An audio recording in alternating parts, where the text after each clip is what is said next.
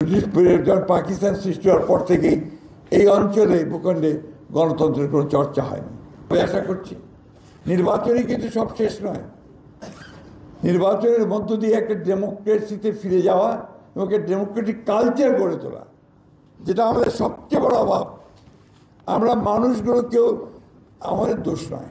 এখানে দীর্ঘকাল ধরে সেই ব্রিটিশ পিরিয়ড যখন পাকিস্তান সৃষ্টি হওয়ার পর থেকেই এই অঞ্চলে ভূখণ্ডে গণতন্ত্রের কোনো চর্চা হয়নি। গণতন্ত্রে আমরা বিভিন্ন রকম ব্যাখ্যা দিই। কালকে আমরা ব্যারিস্টার মধু সাহেবের একটা বই উন্মোচন হলো, বইটার নাম ছিল ডিমাইজ অফ ডেমোক্রেসি। ওখানে নুরুল কবির সাহেব নিউজে খুব চমৎকার করে বলেছেন যে কি বাংলাদেশে কি কখনো গণতন্ত্র ছিল, তার জন্ম হয়েছিল যে তার ডিমাইজ হবে? অর্থাৎ জন্মের আগেই তো মৃত্যু হতে পারে না, তোর তো জন্মই হয়নি। গণতন্ত্রকে এখানে সত্যিকার অর্থে প্রাতিষ্ঠানিক রূপ দিতে হবে এবং তার প্রধান কথা যেটা, যে আপনাকে অন্যের মত সহ্য করতে হবে, টলারেন্স। আপনি আপনার কথা বলবেন, সেটাকে আমি সহ্য করব না, পিটিয়ে দেব, আপনার মব ভায়োলেন্স তৈরি করব, কিছু মানুষ তৈরি করে বলবো যে ভেঙে দাও, চুরিয়ে দাও, তাকে মেরে ফেলো পিটিয়ে। This is not democracy. ডেমোক্রেসির মূল কথা হচ্ছে যে আমি তোমার সঙ্গে একমত না হতে পারি, কিন্তু তোমার মত প্রকাশের যে স্বাধীনতা, তাকে আমি আমার জীবন দিয়ে হলেও রক্ষা করব। That is democracy. দুর্ভাগ্যক্রমে আমরা এখানে অন্যের মতকে সহ্য করতে চাই না, আমরা তাকে উড়িয়ে দিতে চাই। এই জায়গা থেকে আমাদেরকে সরে আসতে হবে। আমাদেরকে আজকে বাংলাদেশে সত্যিকার অর্থেই যদি আমরা সাস্টেইনেবল হতে চাই, একটা ব্যবস্থা তৈরি করতে চাই, ব্যর্থ রাষ্ট্রে পরিণত হতে না চাই, তাহলে গণতন্ত্রকে আমাদের এখানে নারিশ করতে হবে, তাকে প্রতিপালন করতে হবে, গণতান্ত্রিক প্রতিষ্ঠানগুলোকে নির্মাণ করতে হবে।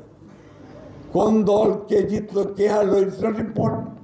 ইম্পর্টেন্ট হচ্ছে যে আমাদের গণতান্ত্রিক প্রতিষ্ঠানটা শক্তিশালী হলো কিনা, আমার জুডিশিয়ারি ইন্ডিপেন্ডেন্ট কিনা, আমার মিডিয়া ইন্ডিপেন্ডেন্ট কিনা, আমাদের আপনার পার্লামেন্ট ইফেক্টিভ কিনা, আমাদের ব্যবস্থাটা আইনের শাসনে চলছে কিনা, সুশাসন চলছে কিনা, মানুষের সামাজিক মর্যাদা, মানবতা আপনার এইগুলো আমরা রাখতে পারছি কিনা, এই বিষয়গুলোকে নিয়েই আমাদের ভবিষ্যতে কাজ করতে হবে। আজকে বিএনপির সবসময় বিএনপির উপর দায়িত্বটা বেশি বর্তায়। আজকে নির্বাচন আসছে, বিএনপির উপরে দায়িত্ব বেশি বর্তেছে এবং বিএনপিকে সত্যিকার অর্থেই এমন একটা মোর্চা গড়ে তুলতে হবে যে মোর্চা গণতন্ত্রের জন্য লড়াই করেছে অতীতে, লড়াই করবে এবং গণতন্ত্র এখানে প্রাতিষ্ঠানিক রূপ দেবে। এই মোর্চাই আমাদেরকে এখানে করতে হবে। আমাদের নেত্রী দেশনেত্রী বেগম খালেদা জিয়া, তার দিকে তাকালেই তো আমরা উত্তরটা পেয়ে যাই যে একজন নেত্রী গণতন্ত্রের জন্যে, গণতন্ত্রকে প্রাতিষ্ঠানিক রূপ দেওয়ার জন্যে, গণতান্ত্রিক ব্যবস্থায় ফিরে যাওয়ার জন্য চরম অত্যাচার নির্যাতন সহ্য করেছেন এবং দীর্ঘ 6 বছর অন্তরীণ থেকেছেন। এখনো অসুস্থ অবস্থায় তিনি কিন্তু ওই গণতন্ত্রের কথাই বলছেন। 5ই আগস্ট উনি একটা খুব ছোট্ট একটা বিবৃতি দিয়েছিলেন, বোধহয় 4-5 লাইনের।